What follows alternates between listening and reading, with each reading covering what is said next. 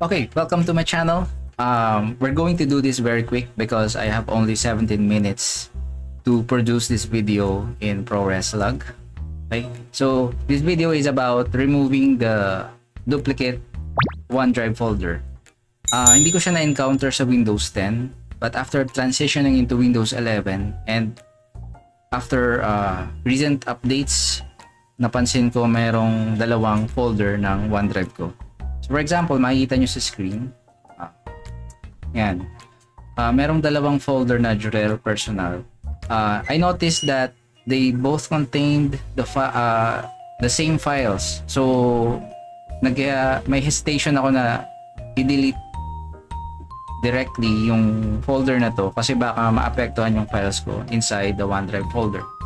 And especially if you have an important file na nakasave through cloud, through OneDrive, wala tong, I mean, may recycle bin naman siya, but you know, mahirap na kapag basta ka na lang nag-erase. Okay? So what I'm going to share with you is how to remove the duplicate folder via registry editor.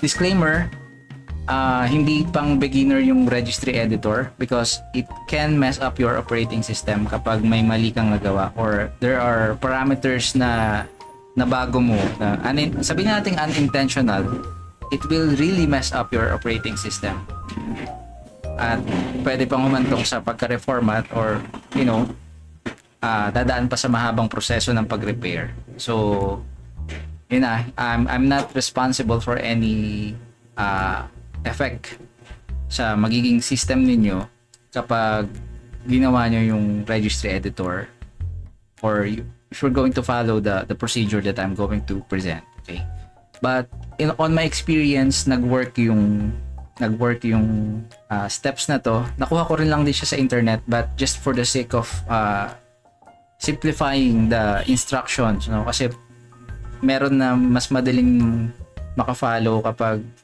may visual na nakikita, no? Okay, so nag-work ito sa akin and I do hope na kapag ganito yung nangyari sa inyo na may duplicate yung OneDrive at gusto nyong alisin, mag-work din sa side ninyo. May pagka-OC ako pagdating sa part na to kasi hindi ako yung naglagay nung folder na to, no? Itong dalawang folder na to. So gusto ko siyang alisin and ayoko naman na basta na lang i-delete din. So ayun. So start tayo by opening close muna natin to, no? By opening regedit, pwede nyong i-click yung start button or yung sa keyboard niyo, no? Tapos type nyo reg. Yan, lalabas na siya. Then run as administrator. Or yung other option is by simultaneously holding the Windows button in your keyboard tapos R.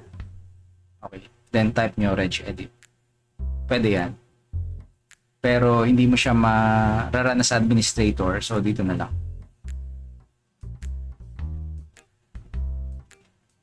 Then click yes. Then we're going to look for HKey current user.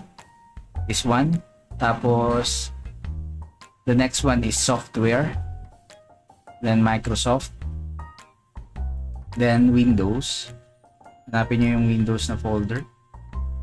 Tapos current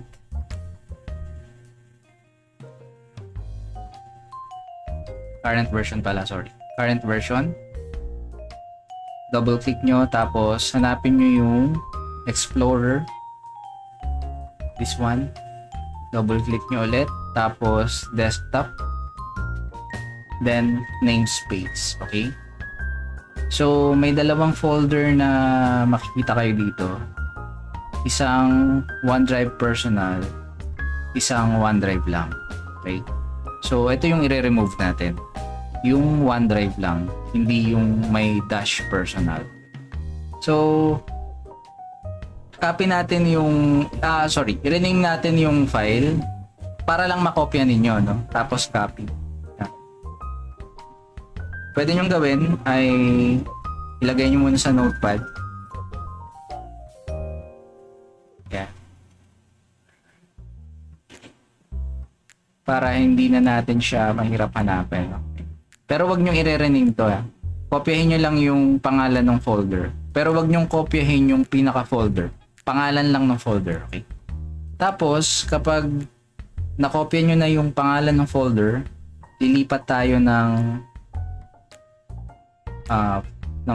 H key, no? Lilipat tayo sa classes root. Okay, dito sa pinakataas, yung pinakauna. Double click nyo lang siya. Then, hanapin nyo yung CLSID. Okay? CLSID. This one. Tapos, double click nyo siya.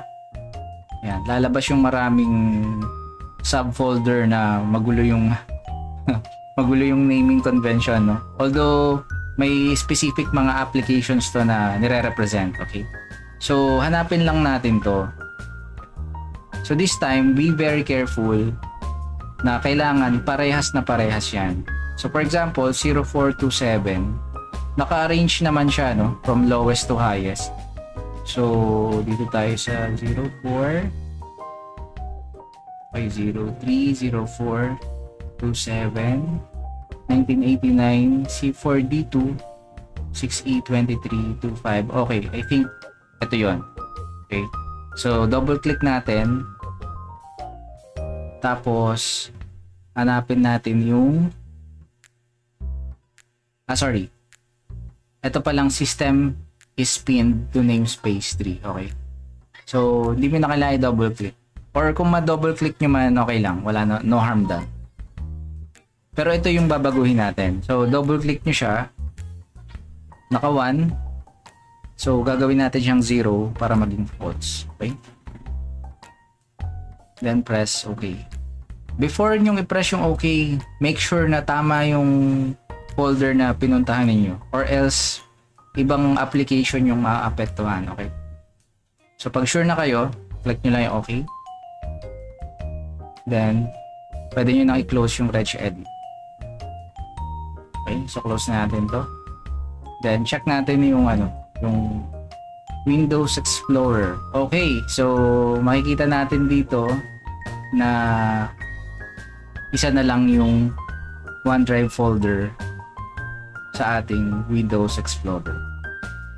So kapag ganito yung nangyari, ganito yung outcome, it means successful yung pag-edit nyo sa registry. And just to be safe, pwede kayo mag-restart. Pero I think this is okay for now. Pwede kayo mag-restart just to, make sure na functioning yung system and walang ibang problem. Kapag nakita nyo na may dalawa pa rin yung OneDrive folder, may problema, no? Ibig sabihin, ibang application or ibang folder yung nabago ninyo doon kanina from 1 to 0. Okay? So, ilalagay ko na lang din yung steps sa comment section para masundan ninyo kung mas prefer nyo na binabasa yung instruction para mas masundan nyo yung mabuti. So, I do hope nakatulong tong video na to sa mga sa mga nagiging doble lang yung OneDrive. If wala namang ganitong concern sa system ninyo at wala kayong napansin na parang kailangang alisin, huwag nyo nang baguhin yung registry ng inyong operating system. Okay? Until next time, thank you for watching. See you again.